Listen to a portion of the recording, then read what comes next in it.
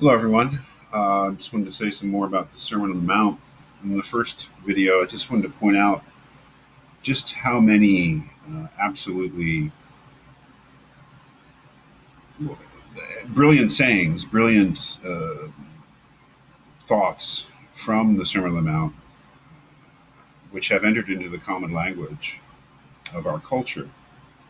This is an incredible document. We should know what we are looking at, though. We're looking at Matthew 5 through 7, that is, chapters 5 through 7 of the Gospel according to Matthew. There is another version, a shorter and in some ways significantly different version of the Sermon on the Mount given in the Gospel according to Luke. But this one is much longer and I would say more fully developed than the version that we get in Luke. But that is certainly worth looking at. If you're interested in Christianity, I think both versions should be something that you know. One of the questions that I'm asking you in the study questions is about the Beatitudes here in chapter 5, which is the beginning of the Sermon on the Mount. Uh, who is blessed and who's not? That's an incredible thing here in the Sermon on the Mount. And to be blessed is to be lucky. To be blessed is to be happy, to be better off because of what's happened to you.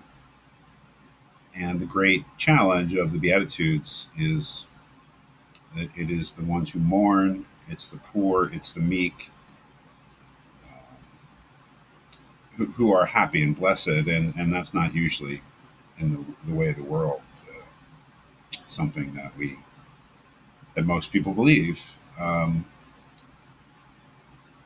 I think that that's a good place to start because if we go through the rest of what Jesus has to say, um, there are certainly parts of it that are counterintuitive or, generally speaking, don't seem to be practical advice. Uh, for instance, here, what chapter is this? This is chapter 5. Uh, chapter 5, verse 38. You have heard that it was said, an eye for an eye and a tooth for a tooth. But I say to you, do not resist the one who is evil. But if anyone slaps you on the right cheek, turn to him the other also. And if anyone would sue you and take your tunic, let him have your cloak as well. And if anyone forces you to go 1 mile, go with him 2 miles. Give to the one who begs from you, and do not refuse the one who would borrow from you. All of which seems to be very impractical advice. And especially this, do not resist the one who is evil. But if anyone slaps you on the right cheek, turn to him the other also. And I can't imagine Christianity without that piece of advice. I don't know what Christianity would be if it weren't for that. But I don't know how many Christians actually believe it, much less Christians who actually live that way. Don't resist the person who is evil. And if someone slaps you on the right cheek, turn to him the other also. That is, don't retaliate. Turn the other cheek and have him slap that one too. I mean, um, it just goes to show just how radical the Christian message is, the Christian ethical message is, and always will be radical.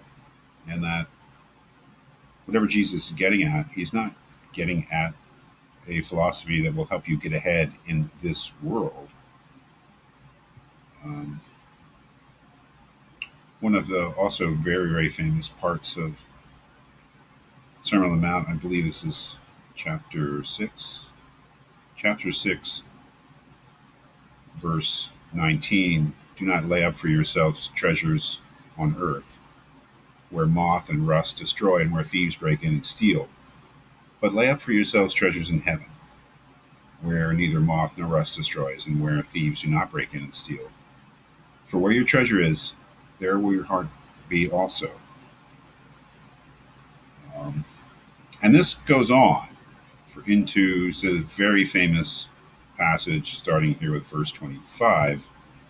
Therefore, I tell you, do not be anxious about your life, what you will eat or what you will drink, nor about your body, what you will put on. Is not life more than food, and the body more than clothing? Look at the birds of the air. They neither sow nor reap nor gather into barns, and yet your heavenly Father feeds them. Are you not of more value than they? And which of you, by being anxious, can add a single hour to his span of life? And why are you anxious about clothing? Consider the lilies of the field, how they grow. They neither toil nor spin, yet I tell you, even Solomon in all his glory was not arrayed like one of these. But if God so clothes the grass of the field, which today is alive and tomorrow is thrown into the oven, will he not much more clothe you, O you of little faith? And generally speaking, this incredible, I don't know what to say it's a philosophy for. It's definitely against materialism. It's definitely telling you don't worry about money. You can't serve both God and money.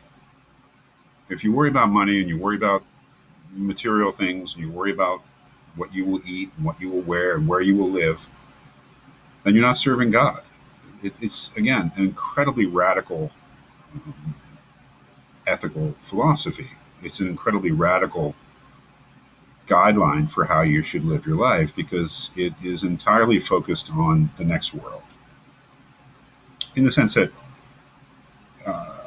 it's an entirely spiritual ethic.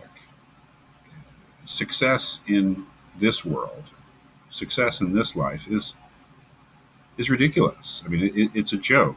What you should do in this life is love people as much as you can, but always focus on the next life. Um, that's what's important.